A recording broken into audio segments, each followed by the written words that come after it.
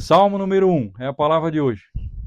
Feliz o homem que não procede conforme o conselho dos ímpios, não trilha o caminho dos pecadores, nem se assenta entre os escarnecedores.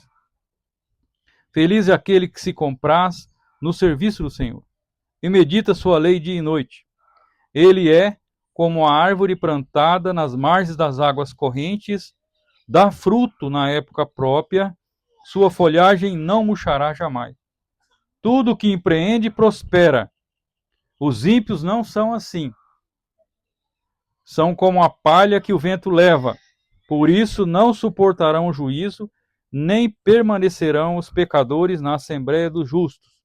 Porque o Senhor vela pelo caminho dos justos, ao passo que dos ímpios leva a perdição. Palavra do Senhor. E José Pio, sossega o faixa aí. Você quer falar mais alto que o pai já? O Salmo 1, gente, é um salmo tremendo. É um salmo que dá prosperidade, é um salmo da felicidade. É um salmo para aquele que quer que as coisas dê certo na sua vida.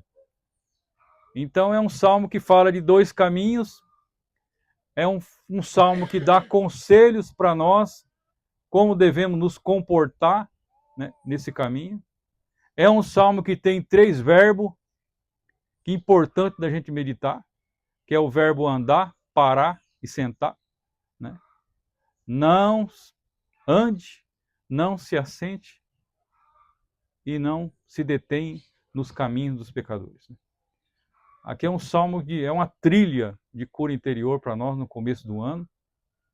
E sobre tudo esse salmo, né, já fazendo já logo uma conclusão no começo, que esse salmo fala que é feliz aquele que foge, né?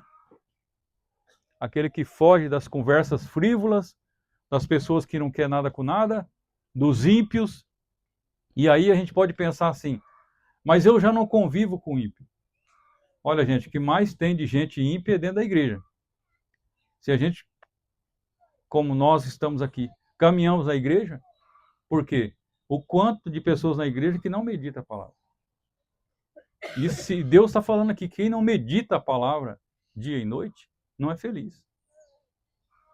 E não é só ler a palavra. Meditar é diferente. Meditar é quando você vai na missa, ou você vem aqui, ou vai em outro lugar, num grupo, num acampamento, alguém faz uma pregação, vocês leem uma palavra, e aquela palavra entra dentro do teu coração, você não esquece. Meditar é você ficar ruminando aquilo que faz a vaca. A vaca tem 2 estômagos, um falso e um verdadeiro. Ela come de dia e rumina de noite. Por isso que fala é para meditar a palavra dia e noite.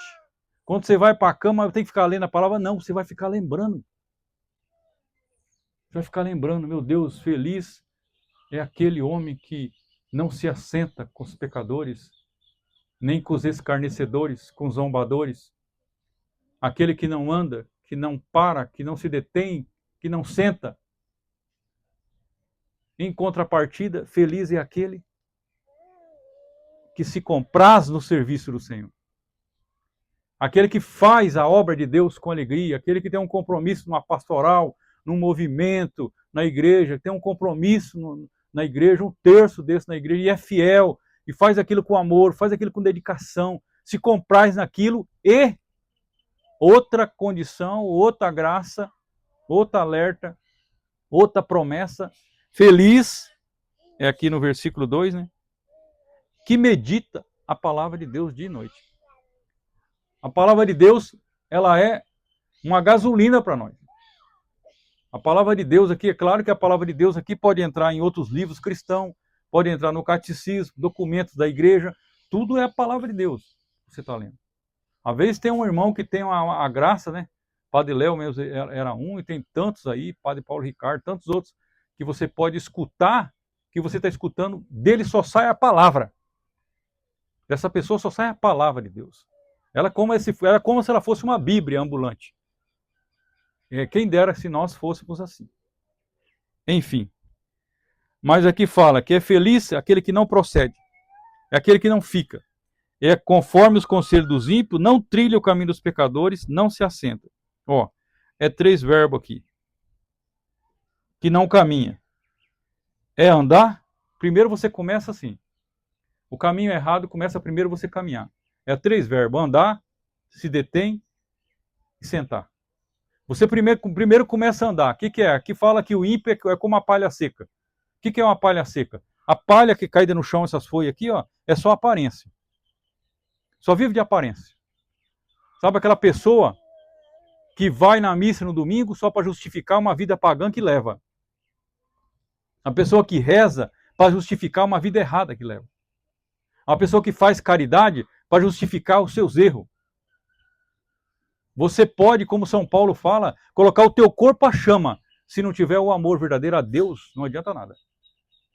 Não adianta nada uma caridade fingida, fazer as coisas com fingimento para Deus. Deus, ele vê o coração. Tudo tem que ser feito por amor a ele.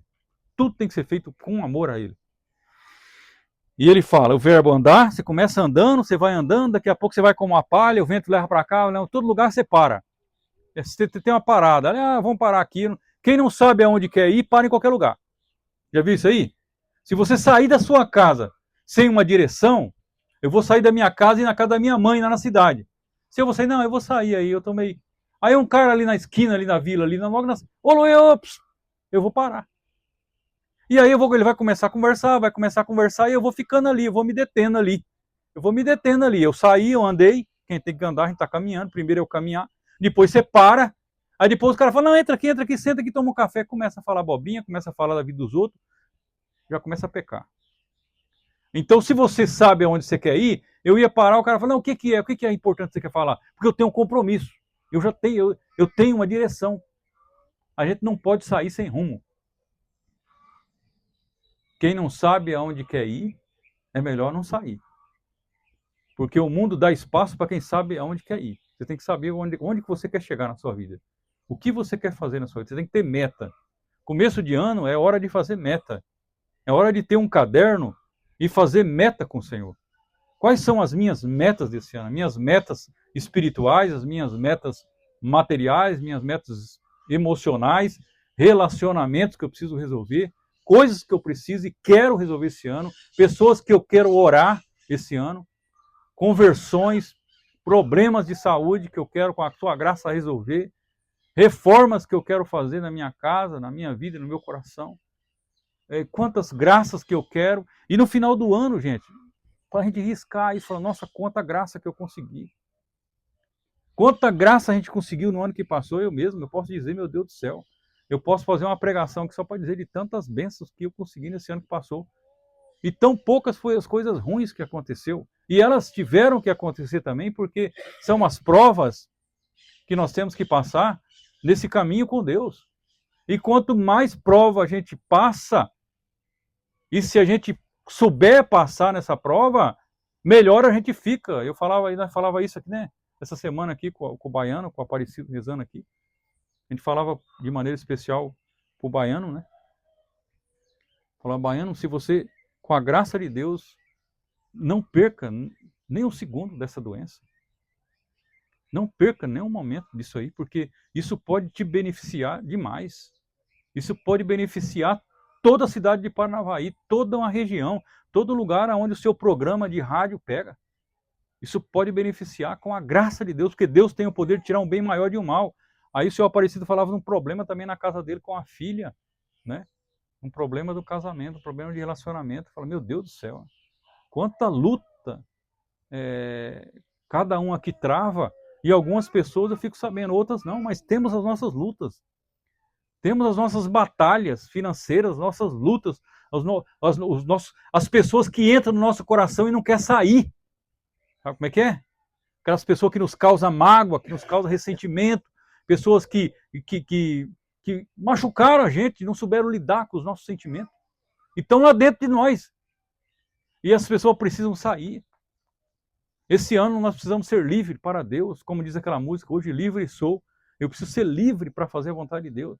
E aí eu preciso fazer um diagnóstico e depois um prognóstico de tudo isso.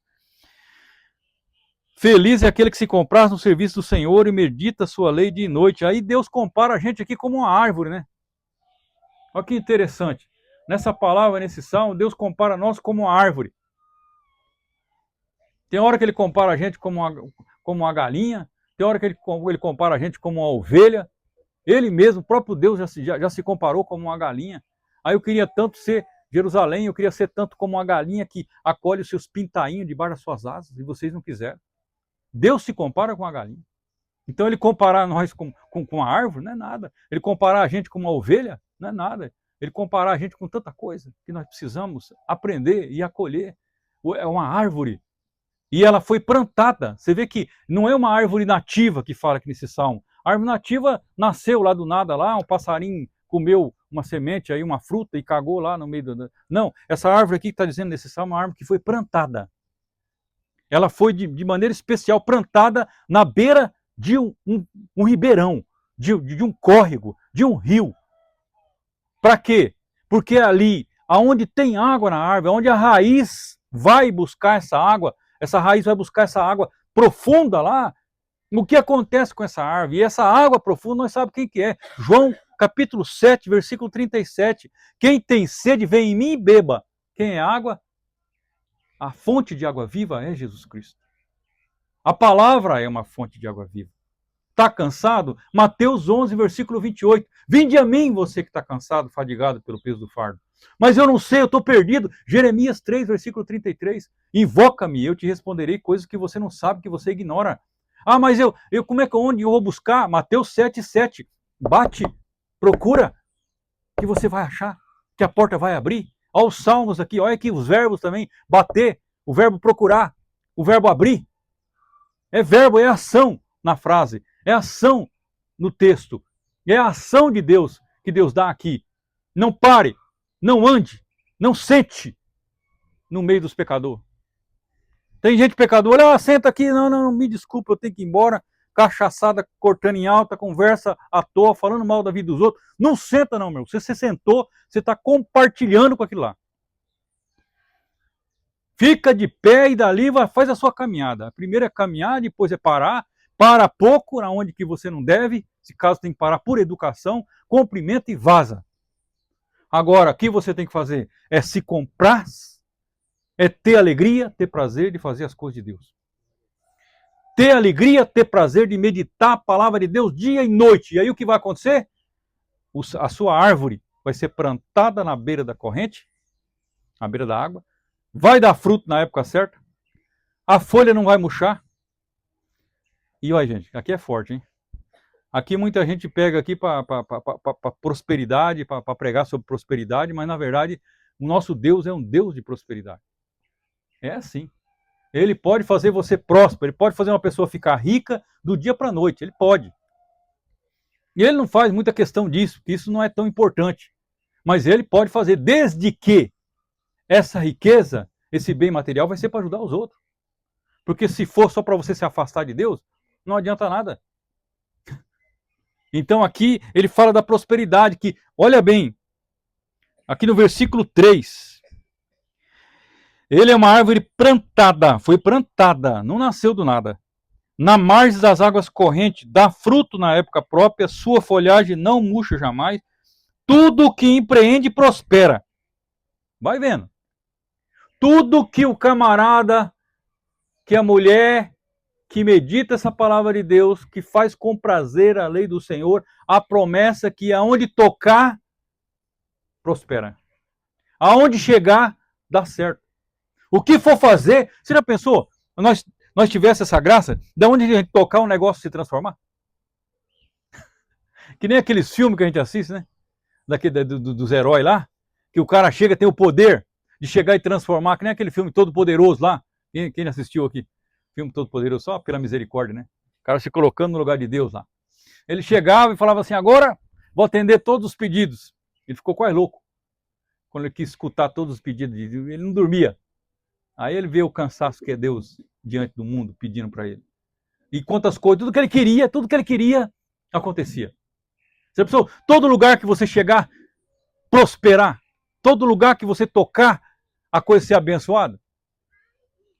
Você queria ser esse super-homem? A super-mulher? Tá aí a promessa aqui, ó. É só fazer isso aqui. É só meditar a palavra de Deus dia e noite. Você vai ser esse super-homem na mão de Deus. Essa super-mulher. Essa super-bênção.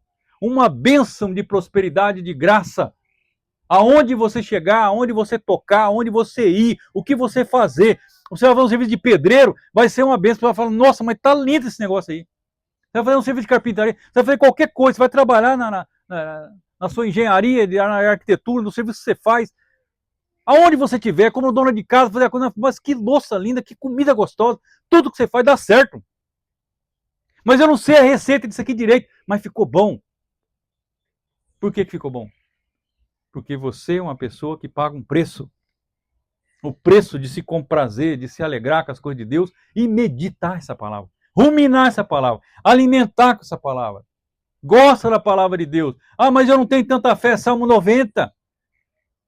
Tu que habita sob a proteção do Altíssimo Senhor, descansa na asa dele. Ah, mas que essa palavra é, Luiz? Hebreus 4,12. É uma espada de dois gumes que transpassa o pregador e quem está pregando. Ela discerne os pensamentos, tudo é nu, descalço, encoberto, diante daquele que nos criou e do qual nós haveremos de prestar contas. 2 Timóteo 3,16. Fala o quê? Que a palavra ela é útil para ensinar, para edificar, para formar todo o homem na igualdade com Deus e na justiça de Deus. Essa é a palavra que você vai alimentando, vai ruminando, você vai percebendo o poder e a misericórdia de Deus, que sempre tem o justo e tem o ímpio, desde o começo. Você vê lá Abel e Caim, 2 filhos de Adão. O que aconteceu? Um fazia as coisas com amor para Deus. O que aconteceu? Deus se alegrou ainda. Deus não aceita resto. Eu rezava para uma pessoa essa semana aqui e falava isso. Você está pensando que Deus aceita resto? Você está com problema com o teu filho, mas o problema está em vocês. Como é que está a vida de oração de vocês? Como é que está a vida de vocês espiritual, pai e mãe? Olha, no carro é muito fácil. Quando acende uma luzinha no carro, principalmente esses carros mais modernos agora, o Fuscão não tinha isso não. Mas os carros mais modernos acendem uma luzinha, mas aquela luzinha que acende não é o problema. Aquela luzinha está indicando que existe um problema, não é? Às vezes um filho dentro de casa, ele não é o problema. Às vezes o esposo, a mulher dentro de casa não é o problema. É uma luz que Deus está colocando dentro daquela família para ver, ou vocês acordam para resolver o problema, que o problema está mais profundo. Às vezes um problema no carro é uma bomba de gasolina que deu problema, é uma outra coisa que está dando lá, é um outro problema mais sério lá no motor que está dando, que aí a pessoa tem que ir numa oficina especializada para descobrir. Aí ele precisa fazer uma oração, fazer um diagnóstico dentro de casa e falar, o que está acontecendo aqui? Nesse caso que eu rezei aí, o problema não era a criança. A criança está quebrando tudo em casa, mas por que será? Vamos perguntar para Deus? A gente precisa se alinhar com Deus. Ou a gente se alinha com Deus ou se alinha com o diabo. Lembra daquela música lá do Tião Carreiro e Pardinho? A coisa tá feia. A coisa tá preta. Quem não for filho de Deus, tá na unha do encardido. Não vou falar o nome do cara não, mas fazer que nem o Padre Léo do encardido, né? Nós só tem 2 caminhos, gente. Ah, tem gente que fala assim, mas a Igreja Católica fala que tem 3 caminhos. Que tem o céu, o inferno e o purgatório, que 3 caminhos. Não, só tem 2 caminhos. Quem vai para o purgatório, vai para o céu. Então só existe 2. Mas é que ninguém está tão preparado assim para dizer que nem uns orgulhosos que falam por aí que eu já sou salvo. E nossos irmãos, né, separados, gostam muito de dizer isso aí. Eu já estou salvo, pela graça de Deus. Não, não viva direitinho não, meu filho. Que o próprio Paulo fala que aquele que está de pé, cuide para não cair. Até na última hora, você deitado numa cama, você pode pecar e ir para o inferno ainda. A gente tem que ficar sempre pedindo a misericórdia de Deus. Sempre em oração. E em Joel, capítulo 3, versículo 5, fala assim, que aquele que vai se salvar é aquele que perseverar até o fim. Começar bem, tem muita gente que começa, mas não termina bem. Olha lá, Davi, e teve outro ímpio perto de Davi, quem que foi? Saul. Desagradou a Deus. Davi agradou, Saul desagradou. José e os seus irmãos, seus 12 irmãos. José foi fiel, foi justo, Deus abençoou, fez ele prosperar ou não? Aonde José tocava, prosperava? José tinha o dom, até o dom nato da jardinagem. Chegou, fez um jardim lá para Potifar, que Potifar, a mulher de Potifar endoidou. Tanto é que apaixonou até pelo cara. Tanto que a mão dele prosperava. Fez a casa, as finanças de Potifar, tudo ser uma bênção, organizou tudo. Foi até chamado para ser o primeiro-ministro. Entrou na cadeia. Olha bem, aonde que o cara prospera, por isso que eu falo, quem é uma bênção, até dentro de uma cadeia. Organizou a cadeia. Gente, organizar uma cadeia é brincadeira? Você chegar, organizou a comida, chegou lá, não pode comer isso aqui não, vamos fazer um negócio aqui. Mas como é que não tem dinheiro? Não, deixa comigo. O cara tem os meios. Ele tem a sabedoria dada por Deus. Ele conseguiu organizar uma cadeia. Um lugar que só tem gente doido.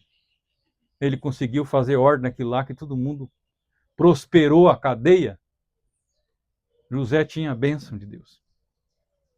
Quem tem a bênção de Deus, aonde chega, prospera. Que vai fazer, dá certo. Tanto é que muitas vezes você até pergunta, Senhor, mas se eu largar desse emprego, for fazer tal coisa, Deus não responde para mim, parece. Ele vai falar assim para você, meu filho. Talvez a resposta é essa. Aonde você for, eu vou com você. O importante é que eu esteja com você. O que você vai fazer não importa para mim. Eu vou fazer você prosperar. Eu vou fazer você ser abençoado aonde você tocar com a mão. Aí é você que escolhe onde você quer. Não vou se meter com isso aí.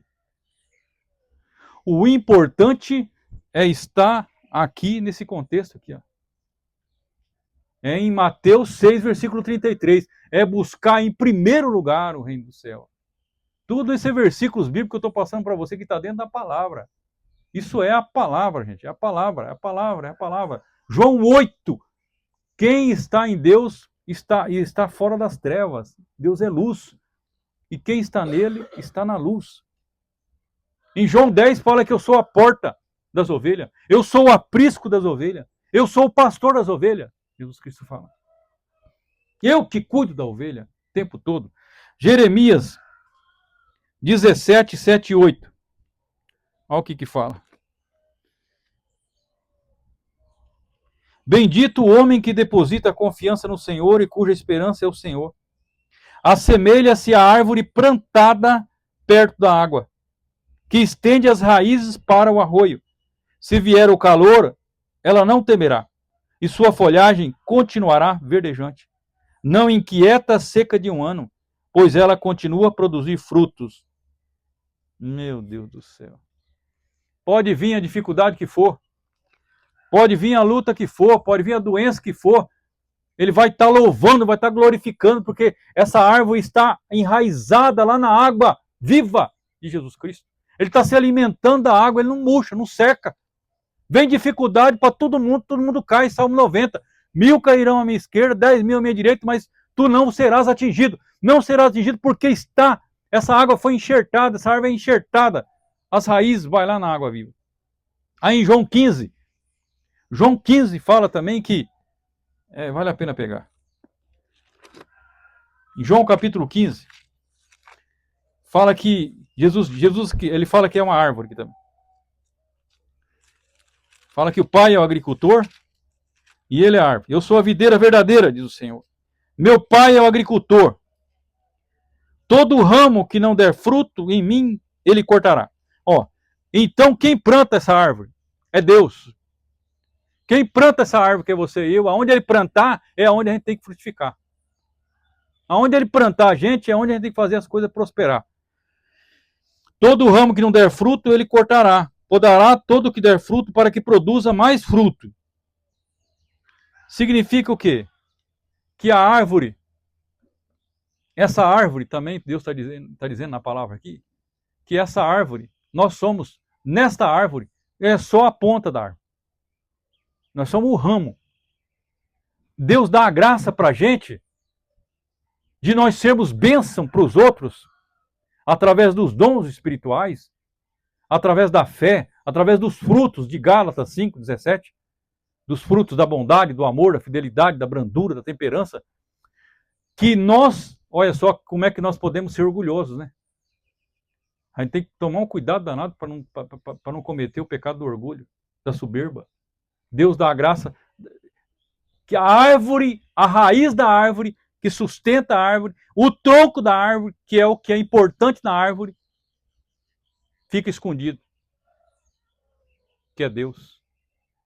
E que é mais importante ainda, meu Deus do céu, que é o agricultor, que é Deus, que planta a árvore. Não aparece. O que aparece na árvore? É o fruto que te interessa. E a pessoa vem e se alimenta na gente, da gente, de um fruto que não é nosso. De um fruto que é de uma árvore que é Jesus Cristo. E que é plantada, que é regada, que é cuidada, adubada por Deus. Por isso que nós temos que sempre ter no nosso coração essa humildade. Foi bom o que aconteceu?